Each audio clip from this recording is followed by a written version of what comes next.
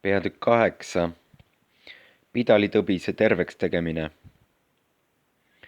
Aga kui tema astus mäelt alla, järgis teda palju rahvast. Ja vaata, pidalitõbine tuli ja heitis maha tema ette ning ütles: Issand, kui sa tahad, võid sa mind puhtaks teha.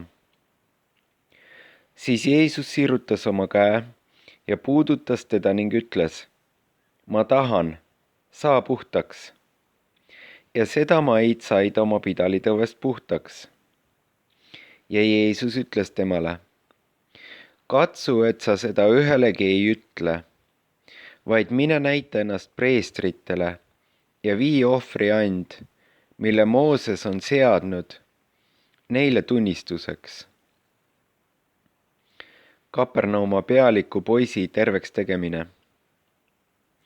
Aga kui Jeesus saabus Kapernauma, tuli tema juurde sõjapealik, palus teda ning ütles: Issand, minu poiss on kodus, halvatuna maas suures valus.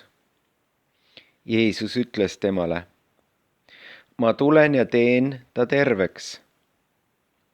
Aga sõjapealik kostis ja ütles: Issand, mina pole väärt, et sa mu katuse alla tuled, vaid ütle ainult sõna, siis mu poiss paraneb. Sest ma isegi olen inimene valitsuse all ja minu käsu all on sõjamehi.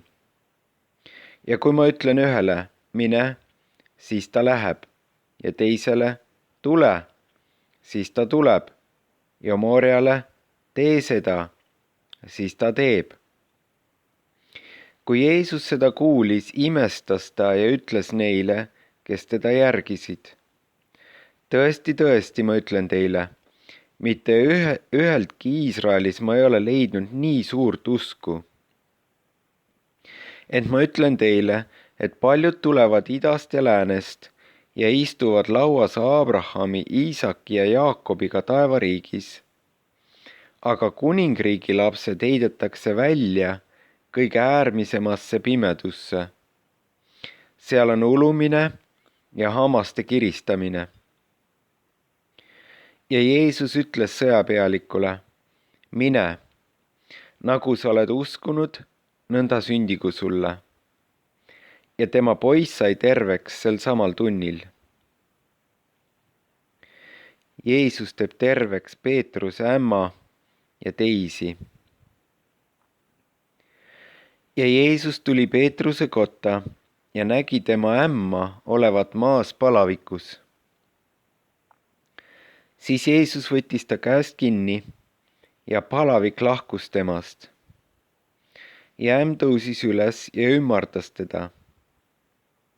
Aga õhtu tulles toodi tema juurde palju seestunuid ja ta ajas vaimud välja sõnaga ja tegi haiget terveks, et läheks täide, mis on üteldud prohvet Jesaja kaudu.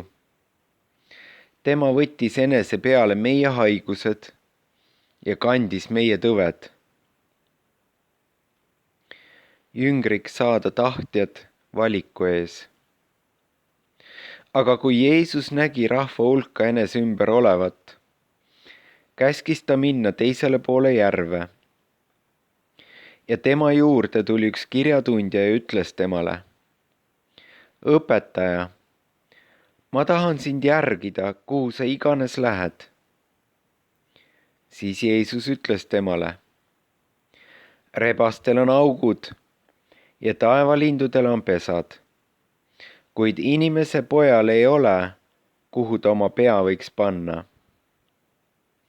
Ka keegi teine jüngritest ütles temale: Issand, luba mind enne minna ja matta oma isa.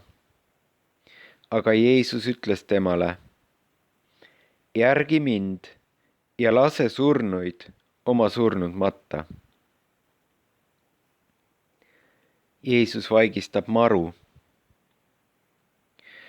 Ja kui tema astus paati, läksid ta jüngrid tema järele. Ja vaata, suur maru tõusis merel, nõnda et paat lainetega kaeti, aga tema magas. Siis jüngrid tulid tema juurde, äratasid ta üles ja ütlesid: Issand, aita, me hukkume. Tema ütles neile: miks te olete arad, te nõdrausulised? Siis ta tõusis üles ja sõitles tuult ja merd. Ja meri jäi täiesti vaikseks. Aga inimesed imestasid ja ütlesid: mis mees see küll on, et isegi tuuled ja meri kuulevad tema sõna. Kedara seestunud. Ja kui ta jõudis teisele poole järve, kadarlaste maale, kohtasid teda 2 haudadest tulnud seestunut, kes olid väga hirmsad, nii et ükski ei saanud käia seda teed. Ja vaata, nemad kiisendasid ning ütlesid: mis on sul meiega tegemist, sa Jumala poeg? Oled sa siia tulnud meid enne aegu vaevama? Aga kaugel neist oli suur seakari söömas. Ja kurjad vaimud palusid teda ning ütlesid: kui sa meid välja ajad, siis läheta meid seakarja sisse. Ja ta ütles neile: minge. Siis nad läksid sigade sisse ja vaata, kogu kari kukutas enese üle peakaela kaldalt merre ja suri vette.